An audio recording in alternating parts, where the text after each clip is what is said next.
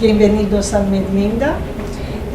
Nós estamos hoje aqui presencialmente com uma ilustre pessoa, o embaixador do Paraguai, senhor Luiz Fernando Ábalos, dentro do que é o nosso projeto Conhecer e Reconhecer-se Latino-Americano.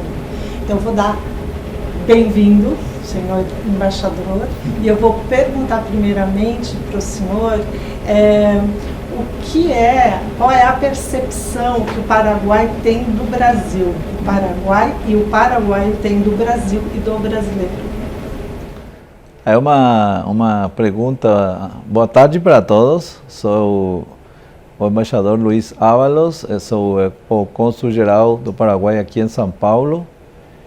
E para mim é um grande prazer trabalhar dentro deste setor cultural, acadêmico e conhecer importantes autoridades do mundo universitário. Já tive a oportunidade de conhecer os reitores da Unicam, USP e Unesp e nesta ocasião estou muito honrado, professora, de estar com você para falar sobre os temas bilaterais dentro deste âmbito.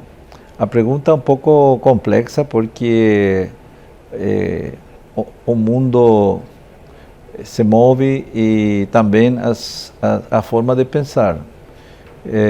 Eu diria que a mentalidade dos paraguaios está cambiando porque as circunstâncias da amizade vão tendo uma prevalência sobre questões históricas do passado. É uma evolução lógica. Os países começam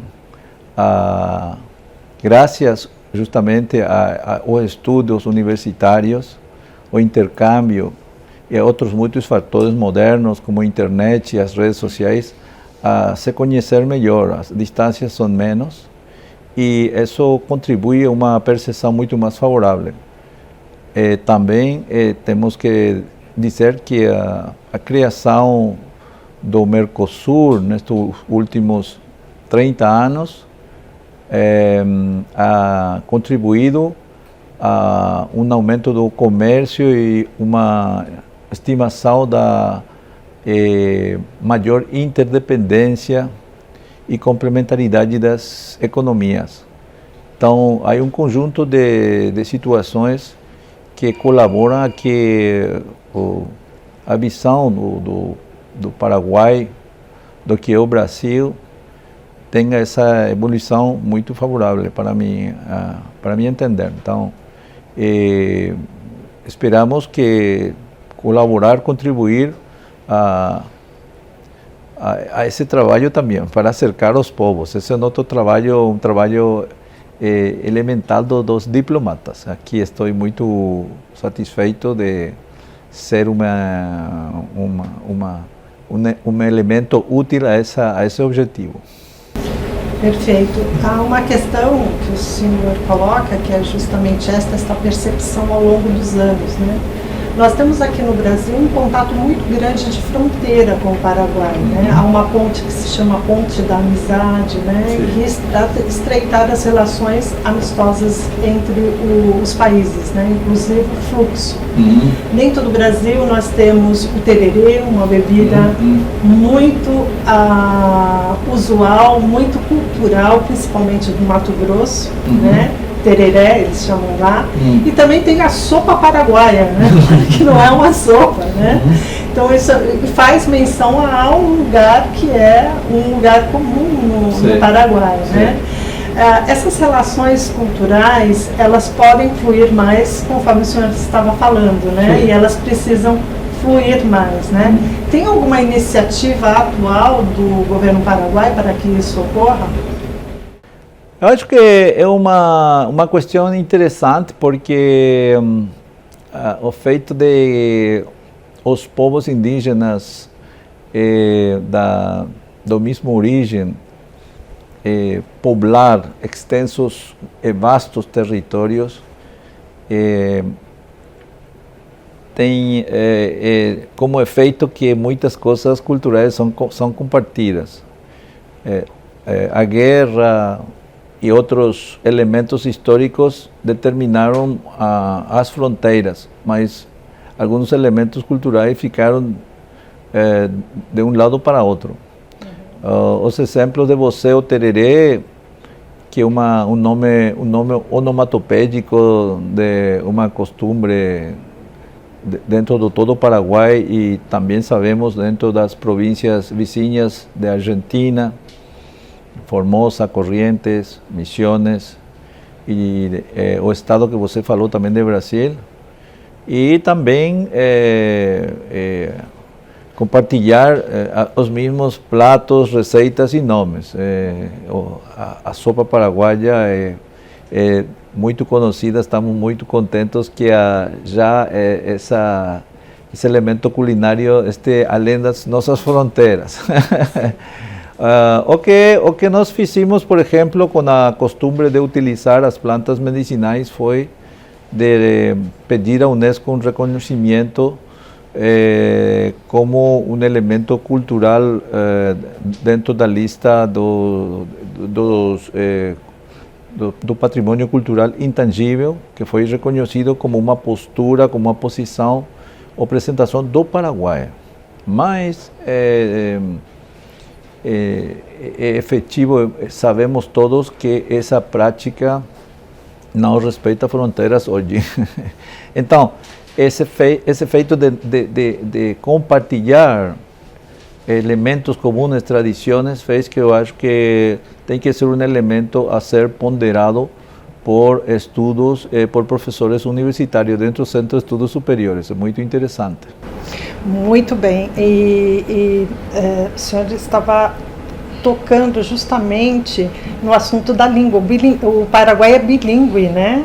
E pratica o bilinguismo.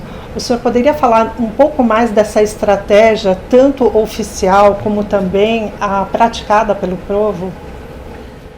O Paraguai, dentro da sua Constituição Nacional do ano 92, finalmente, graças a pessoas constituyentes que vieram de todas partes do mundo a colaborar para fazer uma Constituição moderna, invitou a muitos paraguaios que estavam dentro, mas também afuera, no exílio, porque o país se abriu e então a contribuição foi decisiva. E dentro dessas contribuições decisivas, justamente a adoção da decisão de elevar ao rango oficial a língua guarani é uma testemunha da importância de uma herência, um legado cultural muito grande. Mas o Paraguai, que tem uma alta proporção de pessoas, de seus habitantes que falam as duas línguas, também tem outras riquezas, como o Brasil e outros países da América Latina, tem também outros povos que têm. Então, a descrição do Paraguai é um país pluricultural e multiétnico.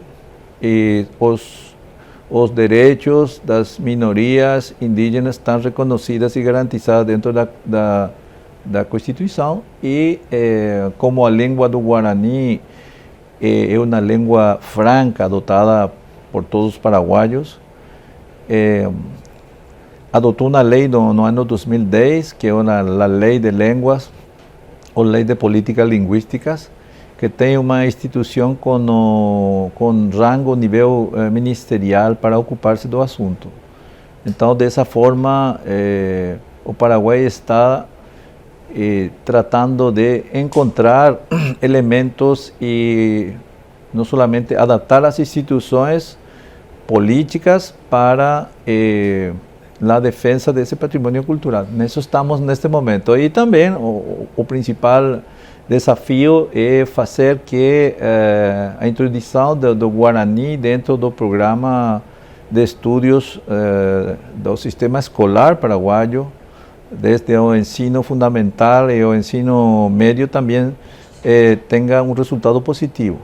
É um desafio porque isso implica a boa preparação dos professores e a criar professores, ter professores bilíngues, bem formados, é uma exigência também orçamentária. Então, mas eu acho que o país sai ganhando para fazendo esse esforço de manter uma herência cultural viva, uma herência cultural intangível, sobretudo.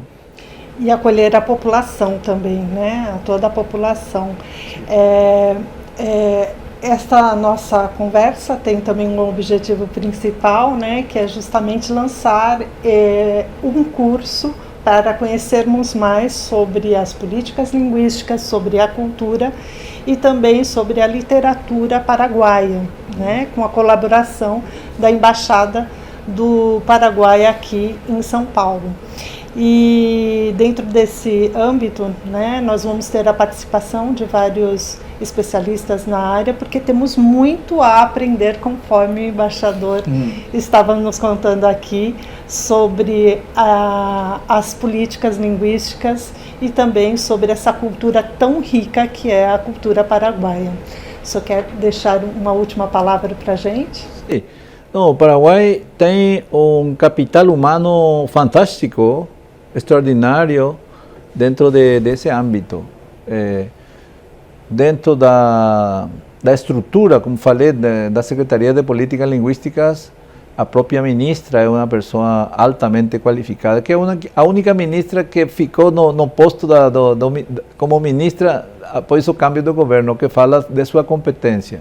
Mas também dentro das universidades temos investigadores, pesquisadores muito importantes, reconhecidos internacionalmente, críticos de arte, dentro do arte guarani, críticos literários, artistas que escrevem em guarani e em espanhol, obviamente. E também temos, como efeito dessa lei, a criação de uma academia da língua guarani. Tudo isso produz uma riqueza, como falei, de capital humano muito interessante, mas somos ainda muito pouco conhecidos. Então, eu celebro a possibilidade de fazer com você, com a Unicamp, um curso sobre estes aspectos importantes da cultura paraguaia, que tem muitos elementos comuns com a cultura brasileira. Nós que agradecemos. Muito obrigada. Obrigado.